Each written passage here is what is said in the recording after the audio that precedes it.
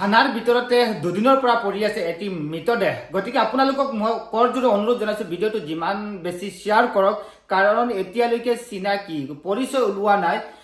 হুজাই জিলাৰ মুৰাজাত থানাত বৰ্তমান মৃতদেহটি ৰখা হৈছে। যোৱাকালি এক পথ দুৰ্ঘটনাত, এক ভয়ংকৰ পথ দুৰ্ঘটনাত মৃত্যু হৈছিল এগৰাকী ব্যক্তিক। এতিয়ালৈকে চিনাকি কৰিব পৰা নাই বা তেওঁৰ পৰিচয় এতিয়ালৈকে পুলিচে ওলাব পৰা নাই। গতিকে আপোনালোকক এই ভিডিঅ'টোৰ জৰিয়তে বেছিতকৈ বেছি শ্বেয়াৰ কৰক, যাতে পৰিয়ালৰ লোকে অন্তত পক্ষে মৃতদেহটি পায় বা অন্তিম মুহূৰ্তত সেই ব্যক্তিগৰাকীৰ মুখখন দেখিবলৈ পায়। গতিকে আপোনালোকক যিমান সম্ভৱ আপোনালোকক অনুৰোধ কৰিছোঁ ভিডিঅ'টো শ্বেয়াৰ কৰি দিয়ক। যোৱাকালি এক পথ দুৰ্ঘটনাত ভয়ংকৰ এক পথ দুৰ্ঘটনা হৈছিল আৰু তাতেই স্পট ডেথ হৈ গৈছিল সেইগৰাকী ব্যক্তিক, আৰু বৰ্তমান মুৰাজাত থানাত আনি ৰখা হৈছে।